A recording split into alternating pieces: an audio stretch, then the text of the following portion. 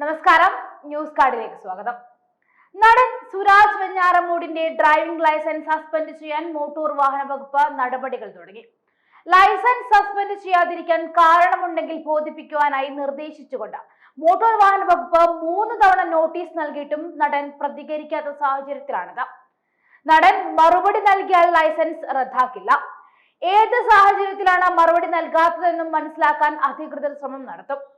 രാത്രി അമിത വേഗത്തിൽ ഓടിച്ച് കാർ ഇടിച്ച് ബൈക്ക് യാത്രികന് പരിക്കേറ്റ സംഭവത്തിലാണ് ലൈസൻസ് സസ്പെൻഡ് ചെയ്യാനായി ഇപ്പോൾ മോട്ടോർ വാഹന വകുപ്പ് ഒരുങ്ങുന്നത്.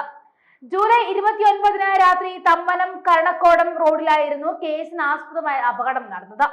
സുരാജ് ഓടിച്ച കാർ ബൈക്കിൽ ഇടിച്ച ബൈക്ക് യാത്രികൻ മഞ്ചേരി സ്വദേശി ശരത്തിന്റെ വലത് കാലിന്റെ പെരുവിരലിന്റെ അസ്ഥി ഒടിയുകയും മറ്റ് 4 വിരലുകൾക്ക് മുറിവേൽക്കുകയും ചെയ്തിരുന്നു.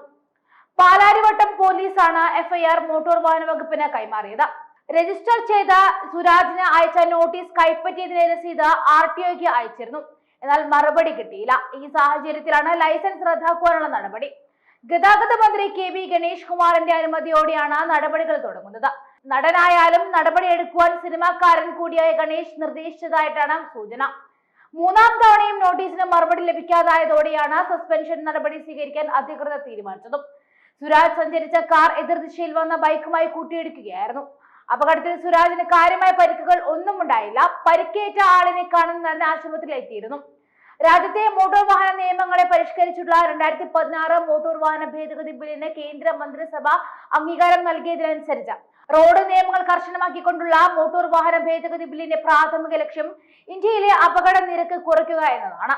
അമിത വേഗതയിൽ ഡ്രൈവ് ചെയ്താൽ ഭേദഗതി പ്രകാരം പോലീസിന് ഡ്രൈവിംഗ് ലൈസൻസ് റദ്ദ് ചെയ്യാനുള്ള അധികാരമുണ്ട്. ലൈസൻസ് റദ്ദ് ചെയ്യുന്നതിനോടൊപ്പം 1000 രൂപ പിഴയായും പോലീസിന് ചുമത്താം. വാഹനത്തിന്റെ വേഗതയും റോഡിന്റെ വേഗപരിധിയും കണക്കിലെടുത്ത പിഴ വർദ്ധിക്കും.